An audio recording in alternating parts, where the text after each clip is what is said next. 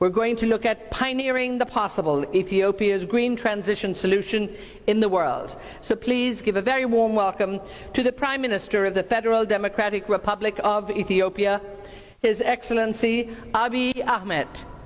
We're very happy you're with us, sir. Thank you so much.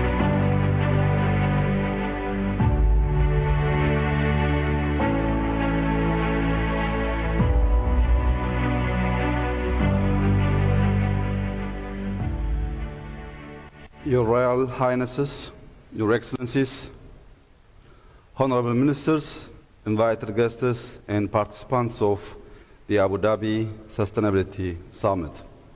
At the outset, I would like to express my gratitude to His Highness Sheikh Mohammed bin Zayed Al Nahyan, President of the United Arab Emirates and ruler of Abu Dhabi, for inviting me to participate in the Abu Dhabi Sustainability Summit. I am immensely grateful for the warm hospitality accorded to me and my delegation since our arrival to this beautiful city. I would also like to congratulate the government of the United Arab Emirates and its people for successfully hosting the Abu Dhabi Sustainability Week leading to COP28. Indeed, the summit and the activities throughout the week are building blocks for getting united on climate action toward COP28. On November 15, 2022, according to United Nations estimates, the world population passed the 8 billion mark. By 2030, when most of the Sustainable Development Goals are set to be achieved, it is expected that our global population will reach 8.6 billion. A rapidly increasing population is placing greater demands on natural resources. We are also witnessing related increases in emissions of climate-changing greenhouse gases. The well-being of our and that of future generations requires us to unite and generate innovative response to the effect of climate change. Ethiopia is the second most populous country in Africa after Nigeria. And it's also the fastest growing economy. While it has been reliant heavily on agriculture for many decades, my government has recently launched a new 10-year development plan.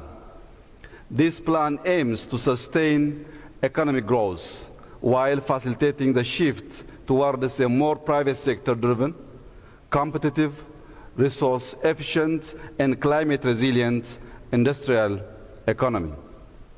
Our homegrown economic reform program, which prioritizes agriculture, manufacturing, mining, tourism, and ICT as key pillars of economic progression, is underpinned by a principle of sustainable growth. Ethiopia's inclusive prosperity agenda is anchored in enabling decent livelihoods, building resilience, and setting a green foundation for generations to come. At the moment, however, Ethiopia is one of many developing nations that are vulnerable to climate change. Considering this vulnerability, we are cognizant of the pressing need for climate change adaptation across all sectors in Ethiopia. Although we are at the mercy of high emitters, we are nevertheless committed to do our part. In this regard, Ethiopia has developed its long-term net zero and climate resilient 2050 strategy, which will enhance our ability to plan for decarbonization of the economy. The strategy outlines ambitious scenarios in priority sectors which will contribute to making the country's economy more innovative and sustainable. The development pathway, for example, includes an energy transition towards low carbon and resilience, transport sector decarbonization, and modernizing the agriculture sector through climate resilient and low carbon practices. Ethiopia is also blessed with abundant renewable energy resources and entirely generates electricity from hydroelectric, wind, solar and geothermal sources. While we have been making progress in effectively tapping into this energy potential, we still have more room and opportunities for growth. Excellencies, ladies and gentlemen, in 2019, Ethiopia launched a practical action through the Green Legacy Initiative that within 4 years mobilized over 25 million Ethiopians across the nation to plant 25 billion seedlings. This is equivalent to 250 seedlings per Ethiopian, and the impact could be equated to removing 64 million gasoline-powered cars from the roads for a whole year. We are committed. Thank you. Thank you. We are committed to living a sustainable and climate-resilient Ethiopia for the new generation.